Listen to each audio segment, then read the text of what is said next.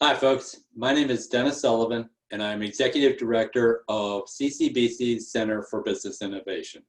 And I'm also a professor at CCBC. And on behalf of our project director, Angela Kivas, I want to welcome you to this year's business plan competition. Tonight, we're going to go through the strategic plan as you start to work on building your business plan for this year's competition. This is the first of 3 workshops. We'll be covering the strategy tonight. Then we'll talk about marketing in the next workshop. And in the third workshop, we're going to talk about the financial planning and the legal planning, so you can begin to put all the pieces together for your business plan. We're excited to have you. This is something that we started a few years ago because we found that a lot of our students and alumni were thinking about starting their own businesses. In fact, it's not unusual right now. About 33%, 35% of the businesses now today are part of the gig economy, where people are working on their own. They're working freelance. They're developing their own products, their own services, and working to sell them online, in person, and really help supplement existing jobs or start something completely new. And we're excited to be a part of that. We want to help you. The first step is this business plan competition. From here, what happens, you submit your business plan, and then the top 12 finalists are selected then for our Shark Tank round in January. For more about all the details for our business plan competition, all the dates that you need to pay attention to, be sure to go to ccbcmd.edu/innovation.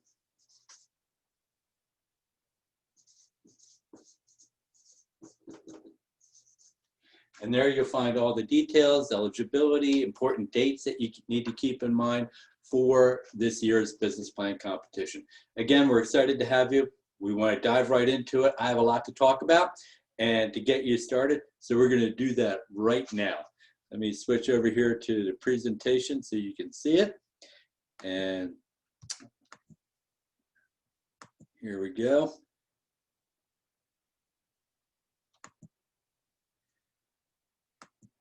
All right, so we're getting into the strategy, the big picture. And I think you'll get excited by this, hopefully a little inspiration, and also start to think about how you're going to differentiate your product, your service from others out there. We're going to start working on these pieces, and I encourage you, I'm going to pause every now and then, but I'm going to encourage you to take lots of notes and start thinking about how you can apply these things to your business plan. The whole idea of these workshops is for you to start building your business plan. So come November, you can submit that business plan, fine tune it before you do, so you can be one of the top 12 finalists as we're competing here for quite a bit of money for our business plan competition. So the big question I would ask you as you're looking to build your business, take your idea, turn it into something real, is why? Why do you want to do this? It's a lot easier to work for somebody else than it is to try to do this on your own. I recently had to go through a whole experience with a computer crashing. Well, I don't have an IT department that I can go to. I started my business back in 2007. The next month, I started back in August. Next month, we were in a recession, and I had to scramble. I had no other income. This was it. That was how I was going to put food on the table. So a lot of adjustments had to be made. I couldn't go to somebody else and say, hey, am I going to still have a job? Are we thinking about what we're going to do differently here? Yeah, I may need a little bit more money because things are going to be a little bit tough. There's nobody to go to for those conversations. If your computer crashes, there's no IT department that you can go to for support. So it's all on you. It is much more challenging. It's many long hours. So I would ask you why? Why is it that you want to take this leap? Because it is much easier to work for somebody else where there's already a business established, already an organization, markets have already been determined. They've gone through the painstaking process of figuring all this out. but for whatever reason, you want to try to figure this out yourself. We want to welcome you. We want to welcome you to this world of entrepreneurship. It is tough, it's exciting, it's all that and much more. So if you're ready, I'm ready, but I want to start with asking you this question: why? Why is it that you want to start this business? And usually it takes about 6 different whys in order for you to really come to what's really driving you. Let me give an example. I told you before I started my business, it's a marketing consulting company that I started back in 2007. And I was asking myself the same question: why? Why am I going to do this? My wife was asking me the same question. People in my family were asking me the same question. And I had 20 years of experience, pretty successful, growing businesses, launching new products. And they said, why do you want to do this? And what you'll find is that you need to ask yourself this about 6 different times before you finally get to what is really driving you. Give an example. If you ask me why, I would tell you, well, I always wanted to do this. I always wanted to have my own business, dreamed about it when I was a young kid. Okay, why? Well, I want to be my own boss. Why? Well, I want to have more control over the products and services that I'm creating. I think that with my control and my ideas, I think I could probably do it a little bit better and than somebody else where I have to go seek approval. Okay, why? Well, I think with my background, I can do it better. Why? Well, I've developed a unique process for launching new products and new services that is based on a lot of the academic research and also practical experience that I can combine from over 25 years. Okay, a little bit better, right? Why? Well, I've learned what works, and I love the challenge of working with business owners to help them generate leads, increase sales, and launch new products, because I have experience launching over 100 different products and services and businesses over my career. That's a lot better. But notice that I had to keep digging down into why. What is really driving me? And finally, I got to it in that last why. It took me a minute or two to do that with you. It took me a while for me to get there to that why. And what I just described to you, you would see on my website as to finally how I got there. So what's really driving you? What's really inspiring you to take this leap, go out on your own, start something new, invest some of your own money, your sweat, your tears into this idea? Here's the key. People don't buy what you do. They buy why you do it. They're not buying what, they're buying why. This why is central to everything that you do.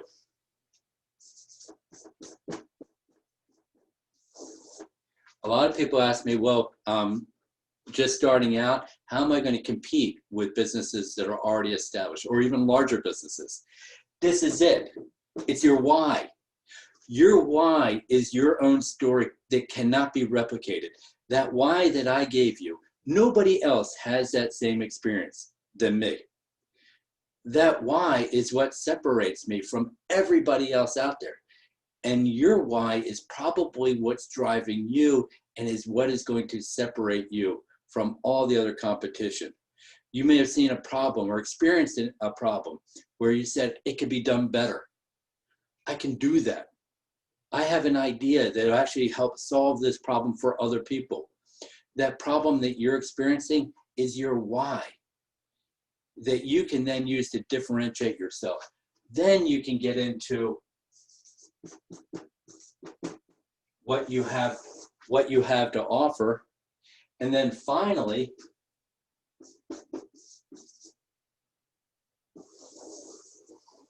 you can get into the how. How are you going to do it? But everything starts right here with your why.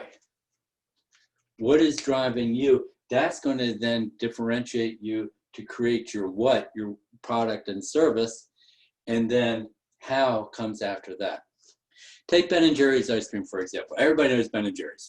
Love their ice cream, fantastic ice cream. Are you buying it because it's the cheapest ice cream out there? No. In fact, they give you less and you have to pay more.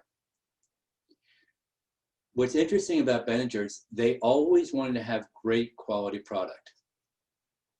And Ben & Jerry, they started this years ago. It took a $5 correspondence course at Penn State University on how to make ice cream. And then from there, they developed a really good product, and things were working pretty well. Interesting story, I recently got a chance to work with Jerry Greenfield from Ben & Jerry's Ice Cream. And I was talking to him about this. And what was interesting is, you know, everybody knows them for their hippie, cool type vibe with their business, even their social causes that they support. It wasn't always like that. When they first started the business, they were really about creating a good quality product. And it was delicious, featured in Time magazine, front cover, and business took off. But they hated the business. They felt all they were doing was creating a money machine and constantly chasing after money. And they wanted to get off that treadmill. And they actually were talking to people about selling the business. And this is only after a few years that they got started, and they were growing, they were very successful. And finally, a friend of theirs, the restaurant owner, asked him, said, well, why do you want to sell your business? And they said, we're frustrated with this. All we're doing is just trying to make money. And the restaurant owner said, well, you're the owner.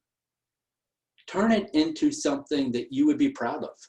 What is it that you really want to do with this business? What's really driving you? What's your why?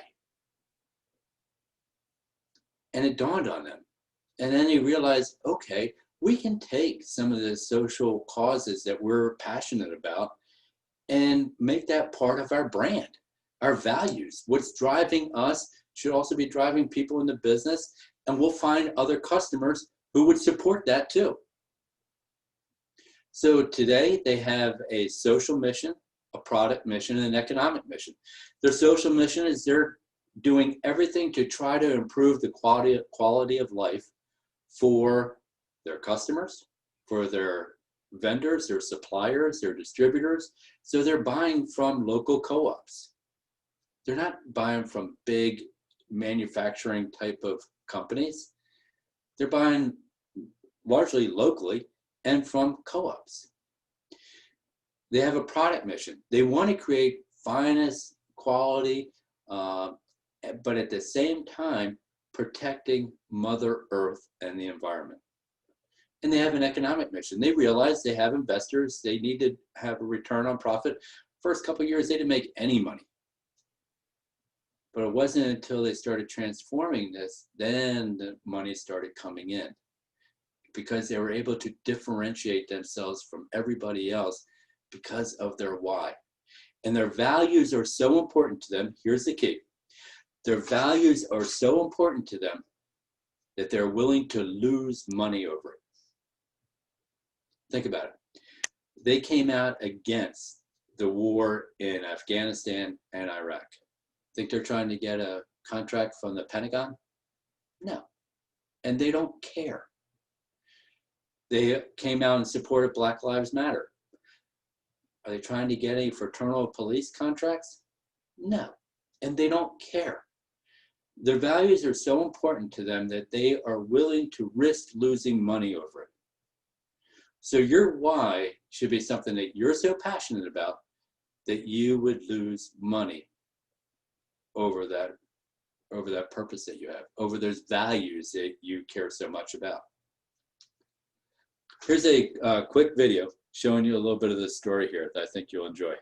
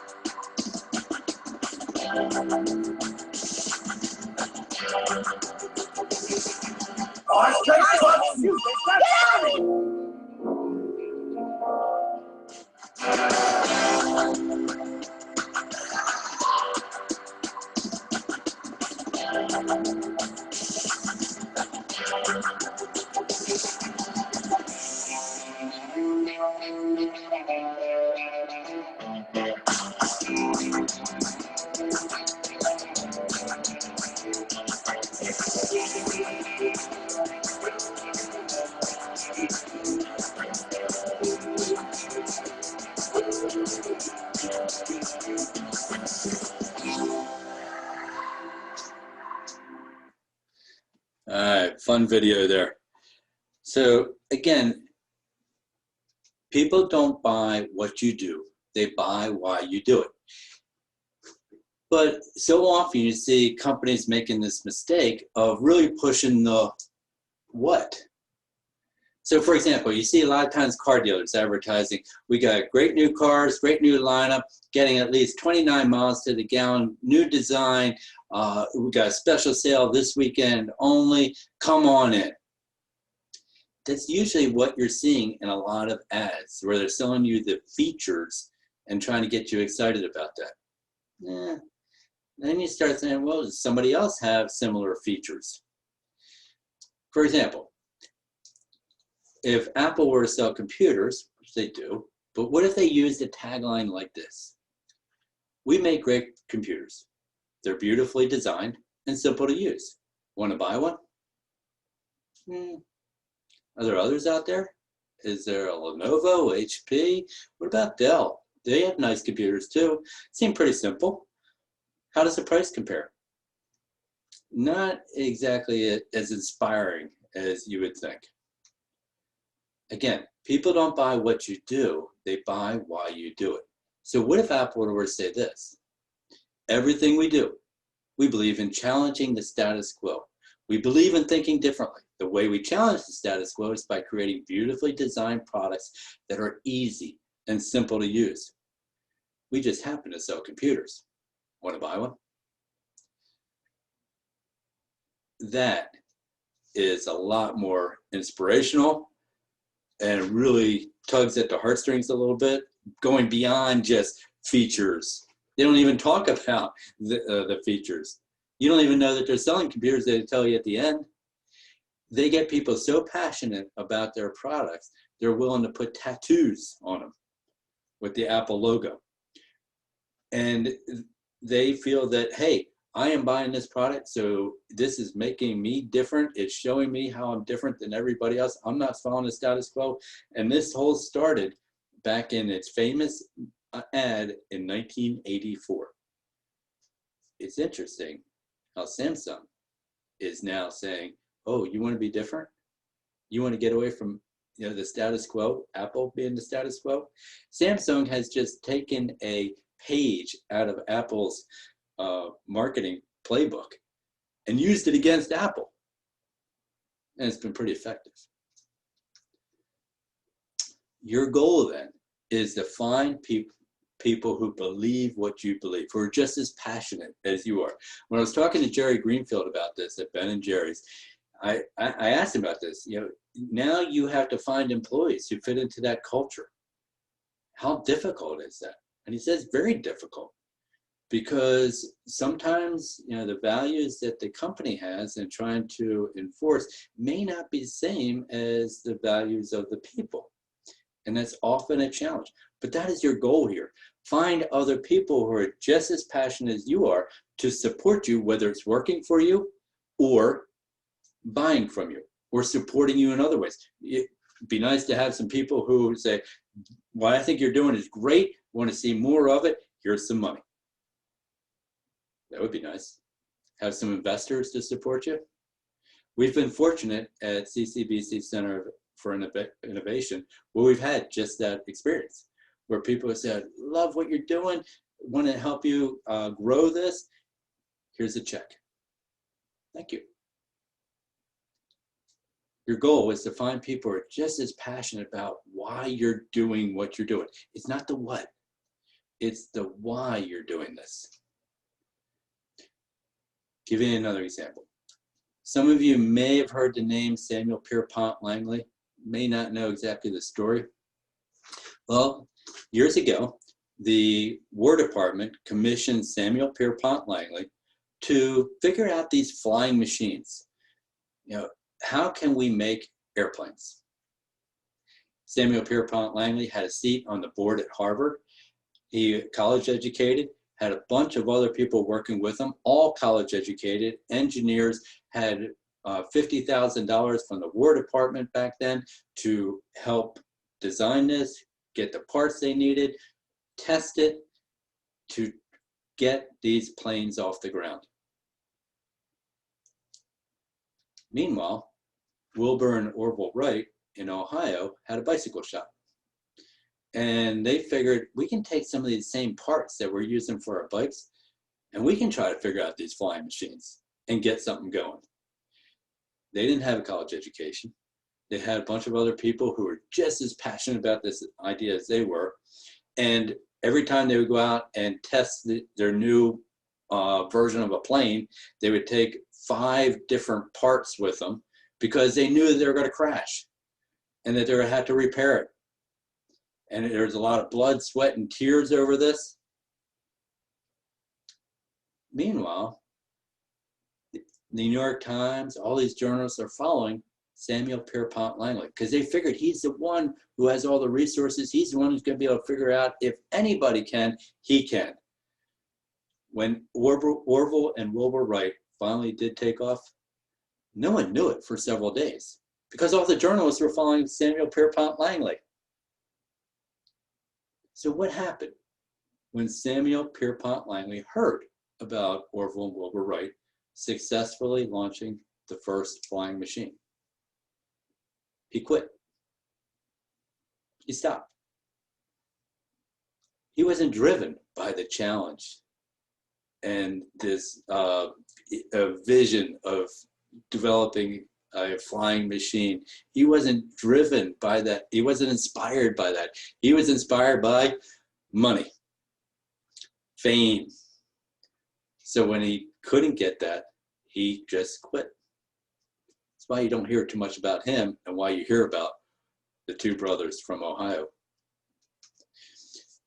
Notice that Martin Luther King didn't call it the I have a plan speech. It was the I have a dream. And he talked about that. In fact, he was rewriting his speech moments before he went on the stage. And he delivered an impassioned speech that millions of other people wanted to follow. It wasn't I have a plan. I have a dream. So what are your core values? What is it that you stand for, you feel so strongly about, that you would lose money over it and say, no, we're not going to get into that. Even though we can make money doing that, we're not going to do that. What companies or people do you admire for sticking to their values? That may be an easier way to think about it. Think about what other companies that you would like to emulate.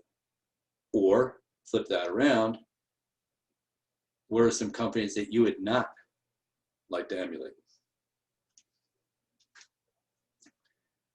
So what is it that you stand for? Here's another example with Zappos. It's a famous online shoe company. Interesting story, when the owner was shopping for shoes, he would go to the mall.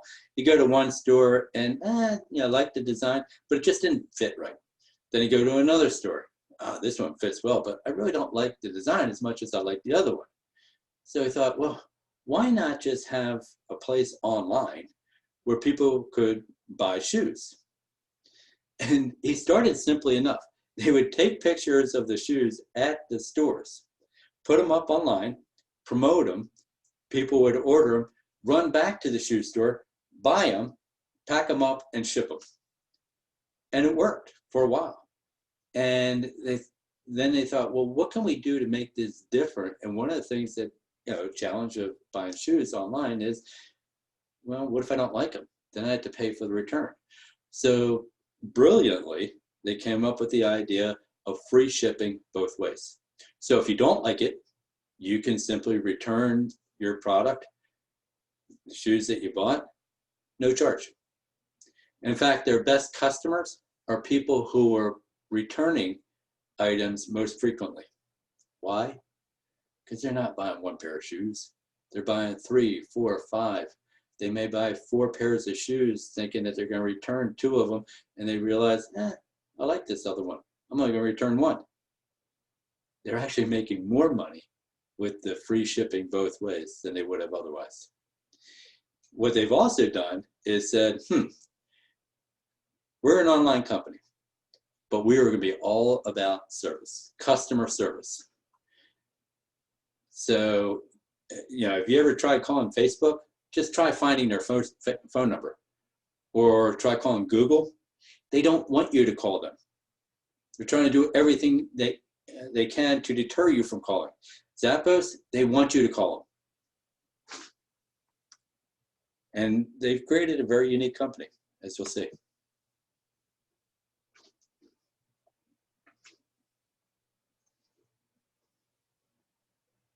It is hot. It is hot here right now. Hey, what's going on? It's Kristen Wistia. Today we're going to be hanging out with Zappos to learn about how they've built an epic company culture that is the core driver of their business, and how they've built this strong culture from the ground up. So interesting enough, if you want to work for Zappos, they're based in Las Vegas, by the way. You want to work for them?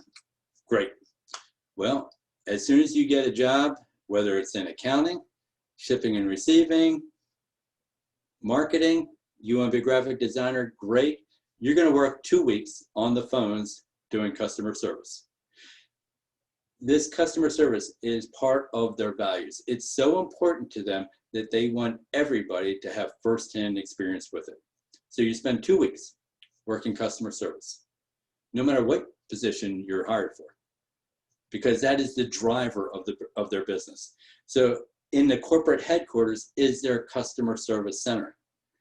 Many companies do not even have their customer service center in their headquarters. It's in a separate building or even in a separate state.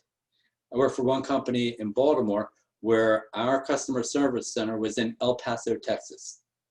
We were not good at customer service. We weren't trying to be good at customer service. There's other things that we were really good at that were strengths.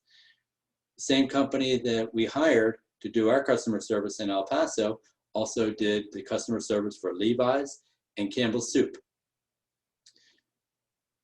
They were very good at what they did, but it was separate from the rest of the organization. Zappos customer service is core to the business, and it is the core central function at its headquarters.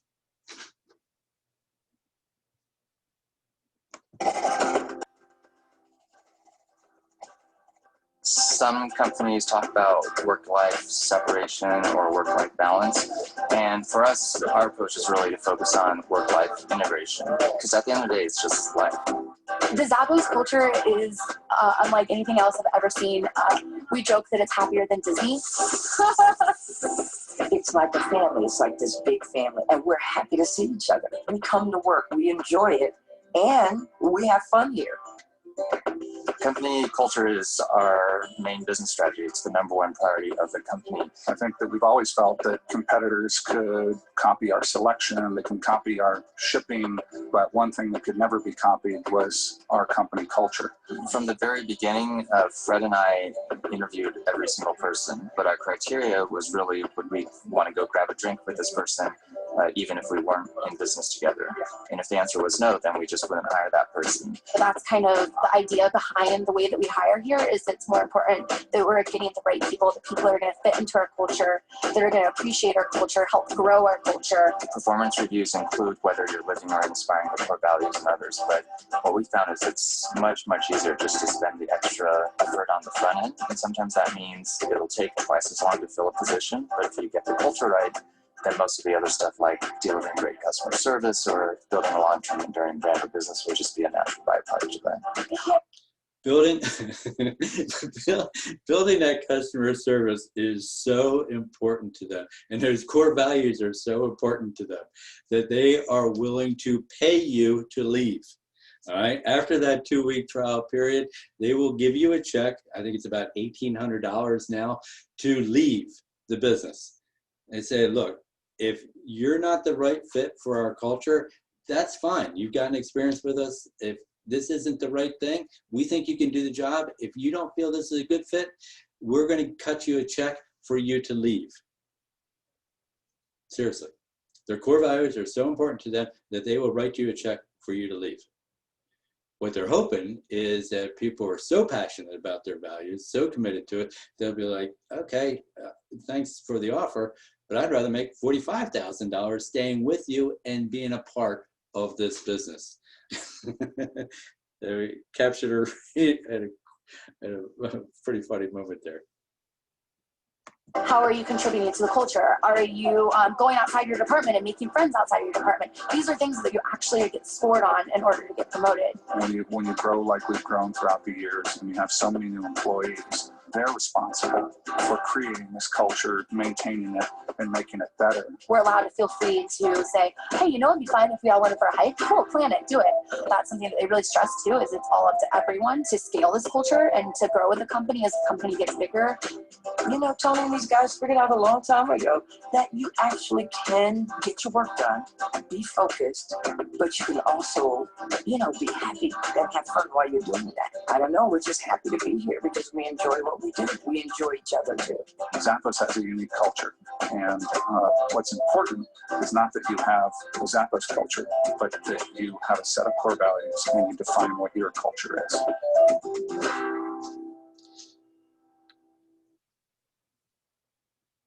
All right, so what do you stand for? You know, what are your values that you incorporate into your business? And these are the top 10 from Zappos. You can read these, but I just want to highlight a few of them. The first one is delivering wow through service. Not just, we want to have some good service or excellent service. It's, no, we want to wow you when you call. In fact, I have one client where they have 2 monitors in the middle of their customer service center. And one of them showed the time that was being spent, the average time for each call. And the other monitor showed how many people were on hold. And the whole idea was to drive down the number of people on hold and drive down the average time so they can work with more customers. Makes sense. Well, if you want to deliver wow, you can't limit that time. So they don't have many monitors like that. They tell you to spend as much time as needed with the customer, not because we have poor service, but because that may be what it takes for the customer to ask the questions that they need to feel comfortable to go ahead and buy. Delivering wow through service. Notice another one here. Create fun and a little weirdness. Yeah, they figured out, hey, we can have fun, still be committed to our job. You got the shake weights going. So they do have fun. They enjoy what they do. And I'm sure that comes through in the calls that they're making with customers. Because those calls that they're getting from customers, yeah, you know, people aren't calling because you're usually happy. They have a problem. It's a tough job for those folks in customer service. And they're going to ask them to do more with less. If you come to them and say, you know, I think we should all have our own offices with assistants to help us so we can focus more on the calls with customers, they'll say, no, we're not going to do that. All right, that's not what we're about. This is the culture. This is what we do. Love it or leave it. So you're not going to get a lot of, fancy benefits there, but you're going to have fun while you're there. And lastly, be humble. Anybody who's worked in customer service knows that, hey, you need to put the customer before yourself and have some empathy for that person on the other end of the line. So what is your mission? What is the fundamental purpose of your company? And we're getting to some existential type questions here, but they're important because they're going to be what's driving you through these challenging times as you try to figure this out. And it's also going to help separate you. So when you get to the what you're offering, people are going to be driven by your why. Not only for employees that you want to bring on board, but also customers and suppliers, vendors that you want to work with. So why will your company exist? For example, Nike, talk about its mission statement, bring inspiration and innovation to every athlete in the world.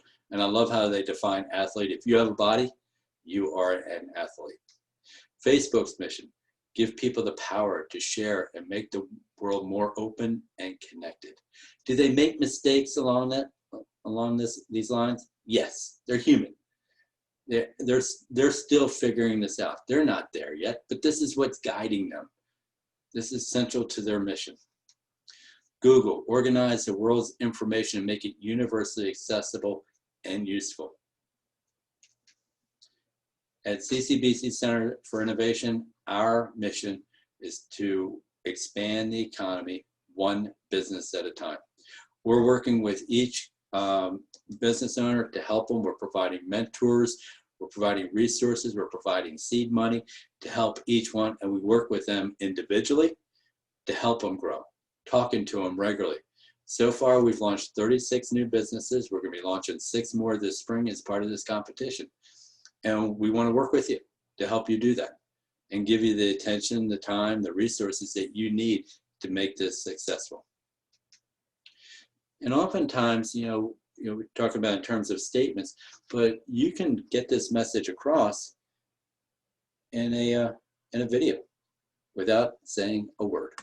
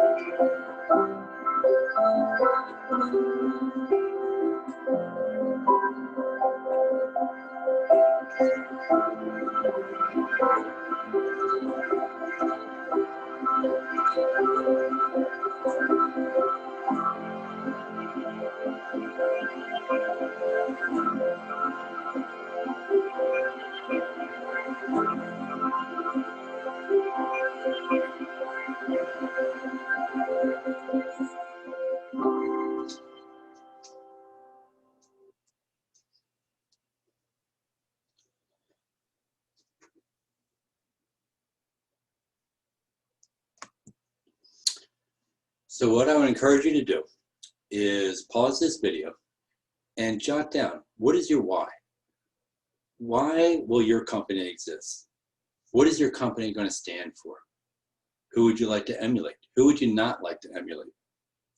This why is what's going to drive you through all these challenging times, and it's going to help you stand out, make you different from every other company out there, because no one else can share your experiences and your purpose. That will then drive your what. So your products, your service, what you have to offer, and then how you're going to do it. So start with the why. Pause this video. I'm going to pause it myself and jot down some ideas, jot down some notes, so you can start building your business plan now. And then we'll start back up with the next question you want to ask, which is who.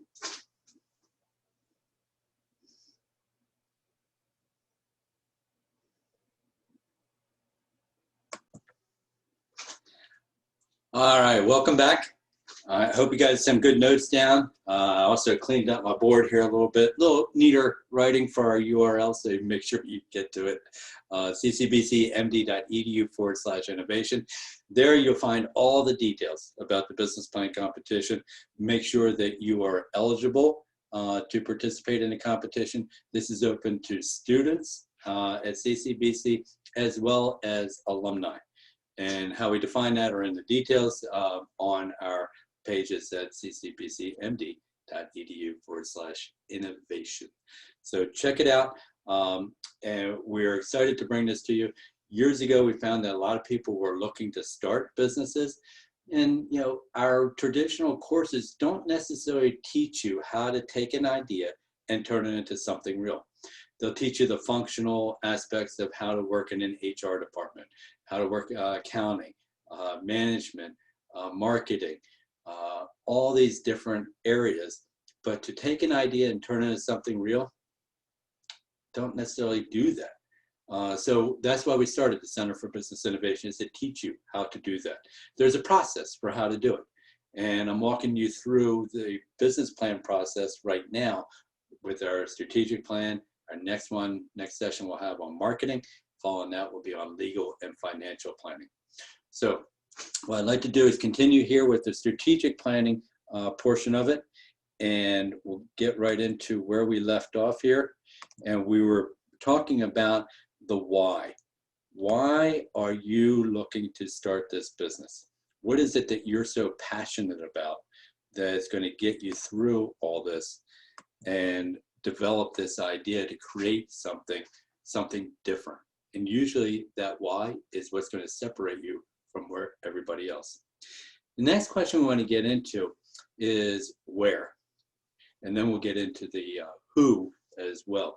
But as you see, we're covering the famous W's. But where do you want to see this business go? And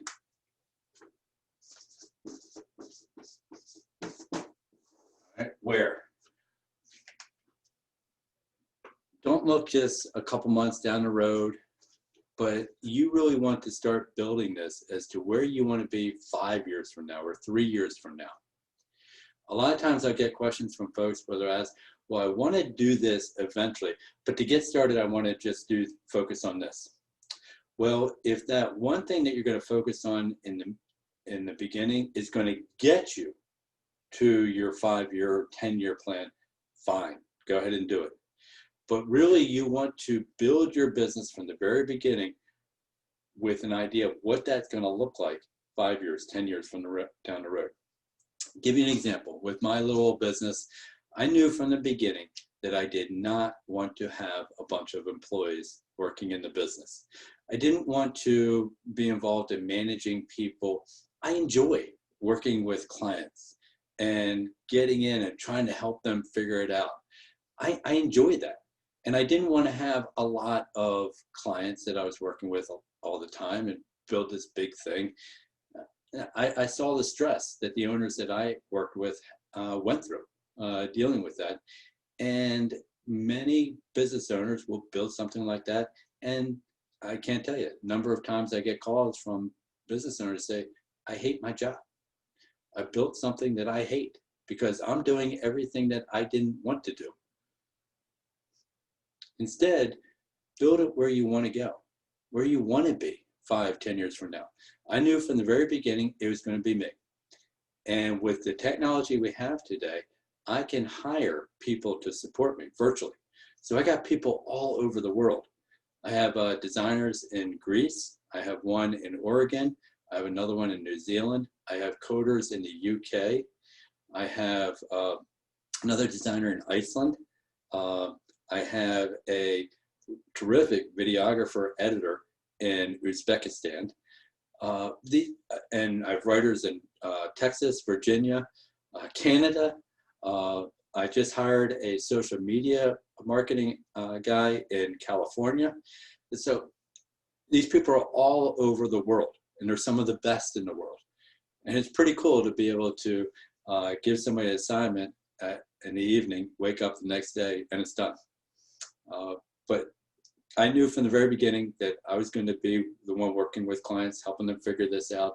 And then I would be able to hire other people to support me and ramp up and ramp down as I needed to. And if it worked out, great. We'll continue giving those people projects. If not, we'll move on to the next one. No big deal. So where do you want your business to be? What's the vision? And what I often encourage clients to do is close your eyes and think about what that business would look like. As you're coming up to the front doors, what's on the outside? What does that look like? What's the parking lot look like?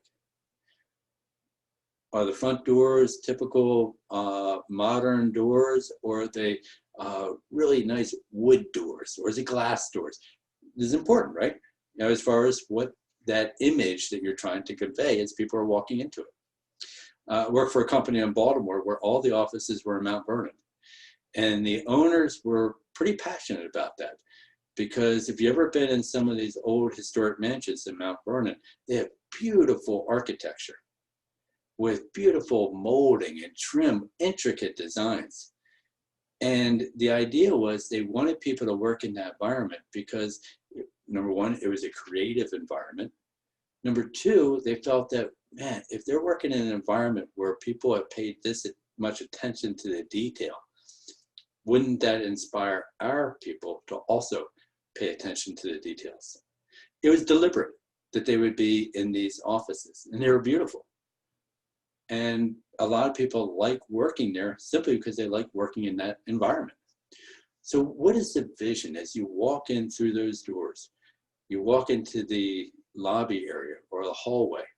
Is there music playing? Are there plants? What's the pictures on the walls? As you're walking down the hallway, are there offices? What does that look like? What would your office look like if you had one? And in an ideal world, what would that look like? You know, don't think about the money just yet. Think about, this is what I want to design. This is what I want it to be like when I get there. How we'll get there, we'll get to. But what we want to do is begin with the end in mind. And then how would you describe this to somebody else? So this is an imagined idea. It's what you're aspiring to. So Amazon, for example. Amazon, from the very beginning, vision is to be the Earth's most customer-centric company, to build a place where people can come to find and discover anything they might want to buy online. Interesting story. Jeff Bezos came home from work one day, working on Wall Street, and said, honey, quit my job. Like, excuse me? Yep, quit my job. This online thing, I think is going to be big. And what I want to do is sell stuff online. She's like, okay, so where are we going to do this? Like, I think we need to go west. We need to go to the West Coast because they're doing some pretty cool stuff there with this online stuff. And she's like, okay, so we need to pack? Yep, we're packing up. We're leaving. So she's driving the car. He's actually working on the business plan in the passenger seat as they're driving west. And he's trying to think of a name. And he's thinking, all I know is that I want to sell everything from A to Z. And he's trying to think of a name for a company that has A and Z in it. And the only thing he could come up with was Amazon. But the goal from the very beginning was to sell everything from A to Z. But notice that they didn't start trying to sell everything from A to Z. That was the vision, to sell everything from A to Z and be customer-centric. Instead, they started with books. It was easy for them to pack it up. And they would go to they'd get the orders, go to the bookstore, buy the books, package them up and sell it. They didn't have to worry about going bad. They didn't have to worry about whether it fit right or not. None of that. It was easy for them to do that. So they tested this idea. They started building it out with books. They didn't start trying to sell everything at once. And are they trying to appeal to everybody? No. They're only trying to appeal to people who are willing to buy and shop online. If you want to pick stuff out, try it on, touch it, feel it, Amazon's not for you.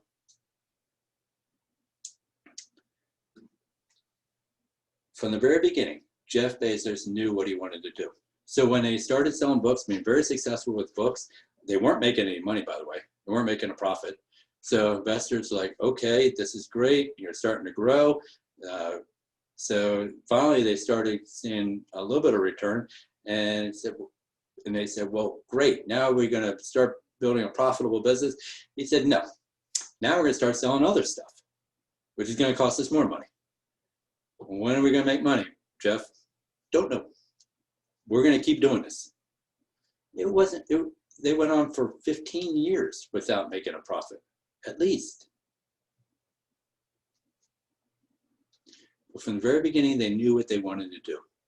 Sony, looking even farther out, in the 1950s, they came up with this vision statement to become the company most known for changing the worldwide product quality image of Japanese products. 1960s, still not doing very well with Japanese products. 1970s, a little bit better. 1980s, a little bit better. 1990s, yeah, they're starting to do very well. 2000s, starting to take over everything. But their vision was 50 years into the future. 60 years, 70 years. It wasn't 3, 5 years into the future. They're looking even longer term. And everything they did was designed about creating good quality products. Microsoft, everybody thought Bill Gates was crazy when he said, well, my goal, have a personal computer in every home running Microsoft software. People thought he was crazy. IBM said, we want nothing to do with this, because it's a crazy idea to even think that people would want a computer in their home. Well, now we have more computers than we have bathrooms. Crazy. And people have at least one. So where do you see your business going? And I encourage you to dream big here. Think about how it's just as difficult to sell a small company, or excuse me, it's just as difficult to build a small company as it is to build a bigger company. It's a lot of work involved in here. So dream big. In X number of years, the name of your company will do what? Will achieve what? Don't stop there. Continue with by doing what? What are the strategies that you would do, that you would put in place? How are you going to get there? Describe how you can do what you want to do. Work on that statement. I'm going to pause it here while you work on that, and I encourage you to pause it as well and jot down your ideas.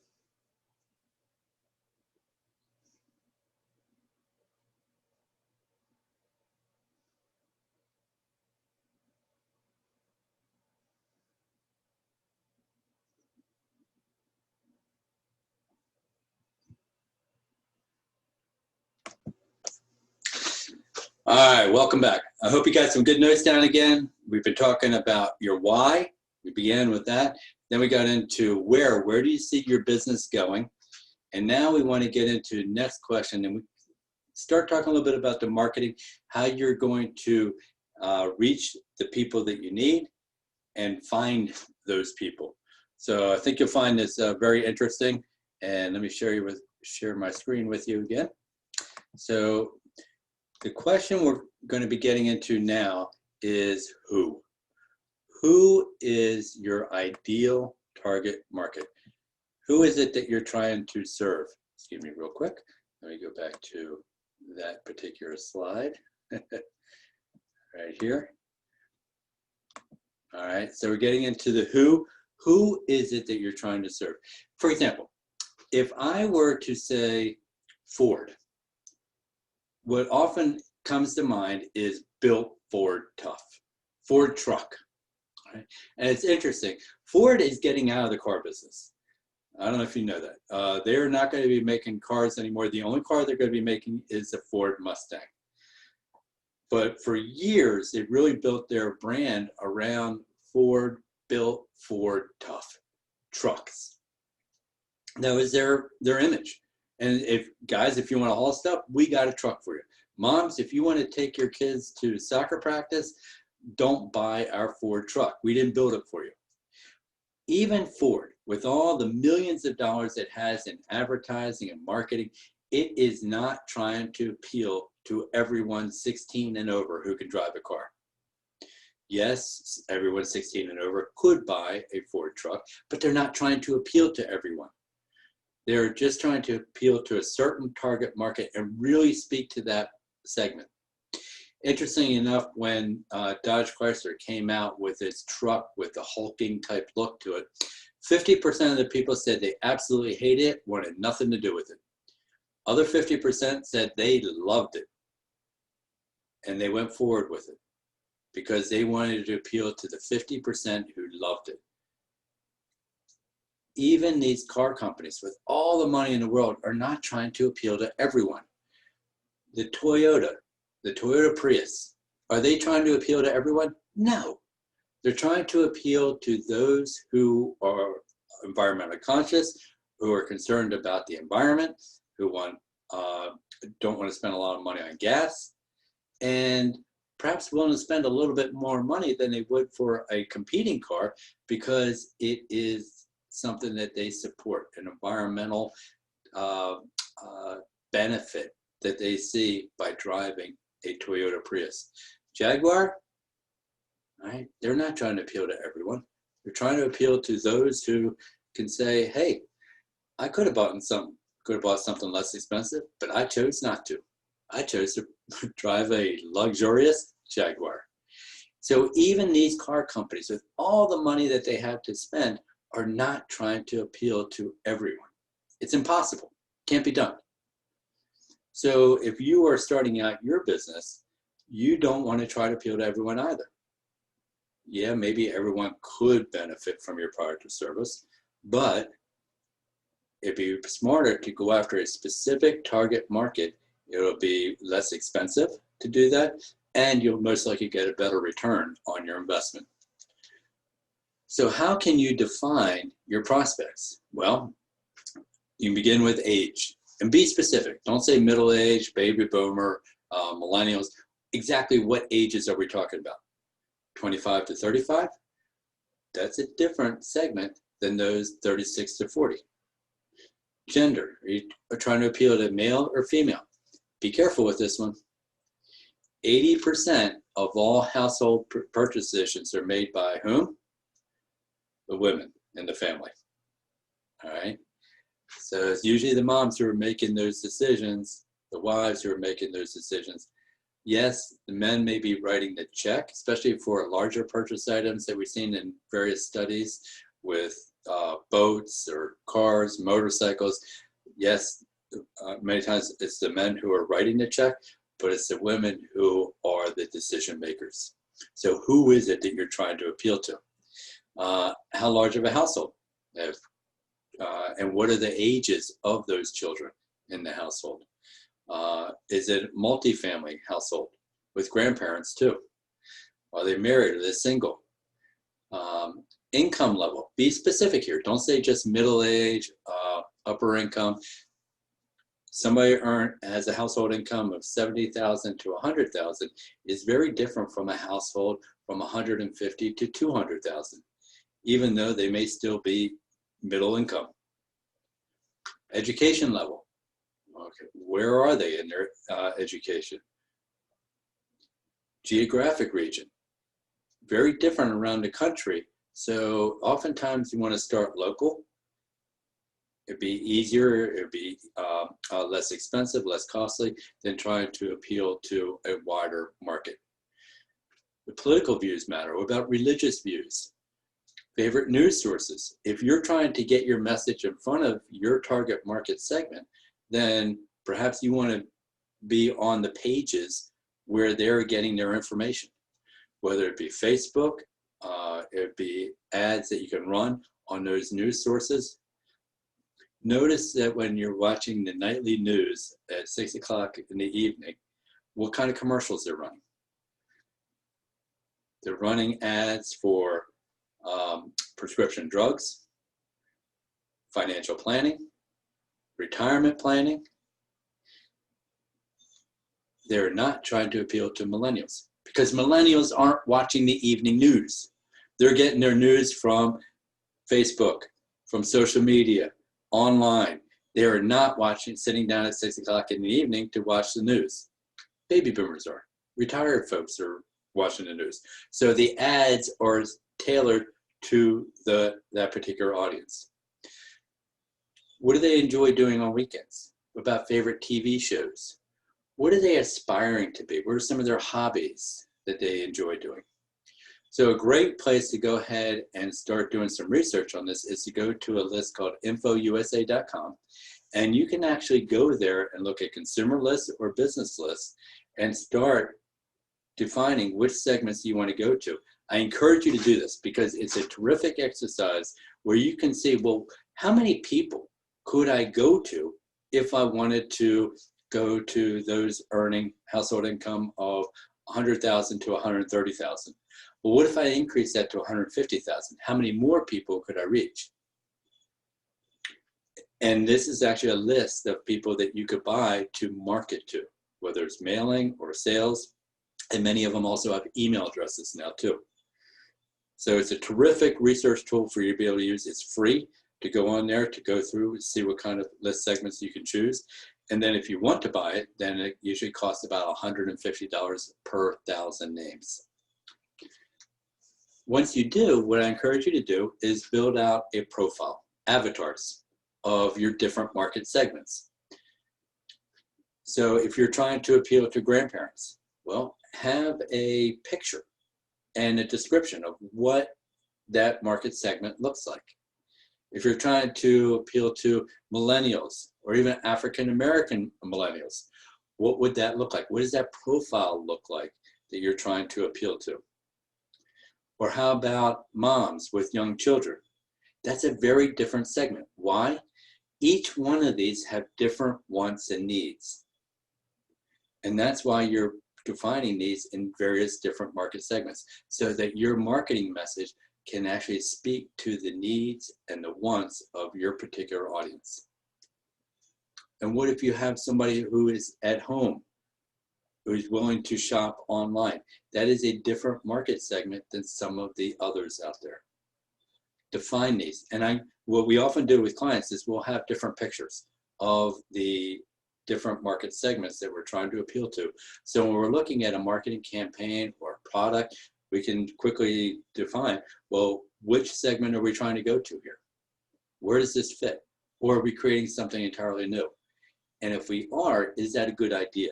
Or should we reposition this product for one of our existing marketing segments that has already been successful?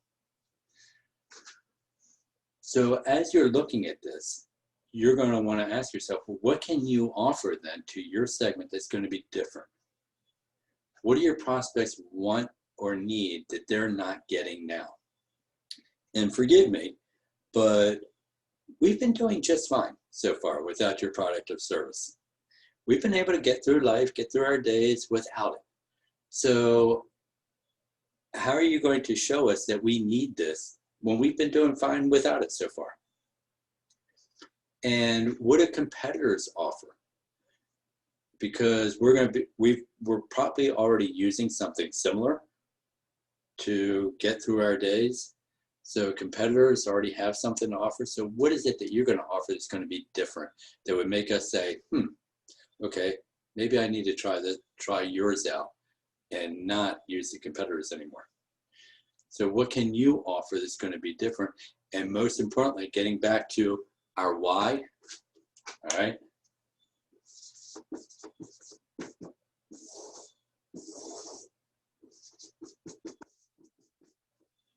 Why are they going to come to you? And then what are you going to offer? I encourage you to pause it here and then work through some of these ideas here, answer some of these questions. This is really going to help you, especially to get into the marketing. And we're going to get even more into the marketing in our next workshop, where we'll drill down deeper. But I want to give you a head start on this so you can start thinking about this, because it's critical as to how you're going to reach your people and differentiate your product, your service from the competitors out there. So go ahead and pause the video, and we'll start back up here in a second.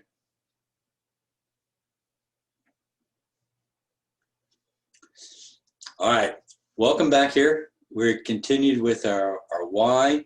We got into where we're going with our business. Then we got back into now our who is it that we want to market to, that ties back into why we're starting this business, because that's going to help us to define our product, our brand, and differentiate our brand from the others out there. So now we get into the how. How are you going to accomplish your goals?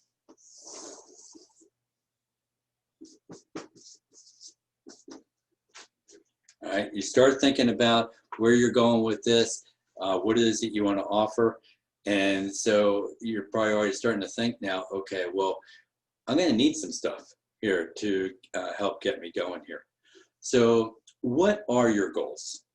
We've already talked about the mission, the vision. So now we have that in mind.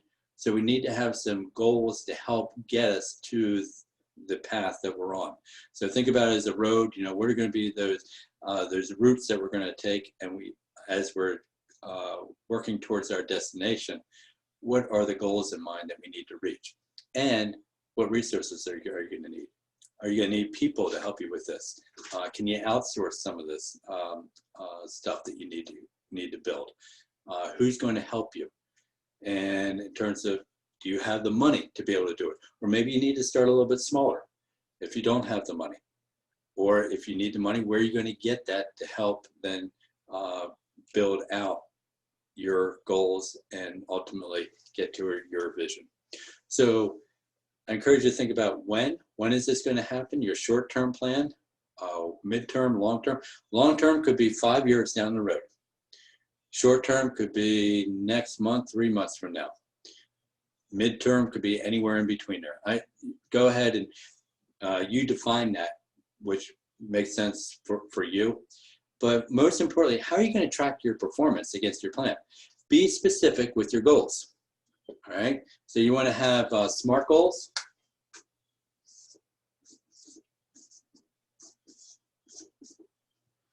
All right, and I'll define SMART goals here in a second, but what I want you to do is just pause for a moment, pause the video, and jot down what are some of the things that you're going to need, the resources and the goals that you need to accomplish in order to reach your vision.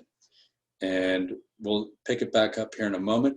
But what I want you to do is go ahead and pause this and then come back, and then we'll talk about more specifically the goals. All right, you get those goals down? Start thinking about what it is you need to accomplish to achieve your mission. Great, all right? One of the most important things I want to make sure you understand and get across is having specific, measurable goals that you can work with. And this acronym SMART goals is a terrific way to try to remember this. So specific. So if I were to tell you that I want to lose weight this year, okay, that's a noble goal. But wouldn't it be better if I were to say, my plan is to lose 15 pounds this year? Okay, that's better. Is that something that I can measure?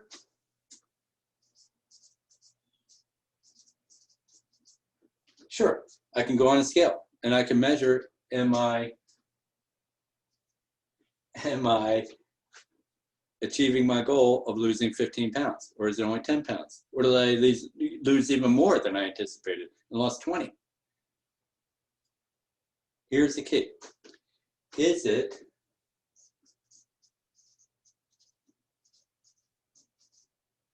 attainable? Is my goal attainable? Let's say I've never lost 15 pounds before. It's been, the most I could ever lose was 10. So what's going to make it different this time that I finally be able to lose 15 pounds when I've never been able to do that before? Well, maybe I'm going to go on some special regimen, some exercise and diet plan that's different than anything I've done before. Okay, that may work. Next, we want to make sure it's relevant. The goal is relevant to what it is that we're trying to do. So come up with some great goals that may not be relevant at all. But is my goal of losing 15 pounds relevant? Well, my doctor told me last week that if I don't lose at least 10 pounds, then I'm at risk of heart disease and may die in 5 years. He didn't say that, don't worry. But what if he did? That would be a lot more relevant to me than if I just want to look good. Look good for the beach. Vacation's coming up. So how relevant is your goal here to your overall vision, what you're trying to accomplish? And then lastly,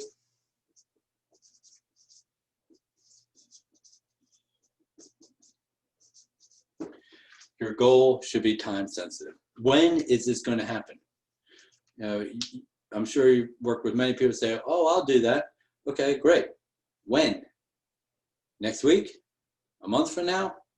So if I tell you I'm going to lose 15 pounds this year, okay, by when? By the end of the year? or within 3 months, within 6 months. So if I came to you and said, you know, I have a goal of losing 15 pounds within 6 months, and I'm going to measure it each week on my scale. I haven't been able to do this before, but I'm on this very high regimented exercise and diet plan that has been proven to work, where many people who participate are losing at least 20 pounds in 6 months. And this will help me because my doctor has said I'm at risk of heart disease. And I'm going to do all this within 6 months. That's a much better goal than just simply saying my plan is to lose weight. So going back here to our slideshow, when is all this going to happen? Define it: short-term, mid-term, long-term, and more importantly, how are you going to track your performance against the plan? How are you going to measure it? You can't manage what you can't measure. Okay, Peter Drucker famously said, the management guru for years, famously said, you cannot manage what you can't measure. So be sure that you're putting some time elements to it and specific goals that you can actually monitor.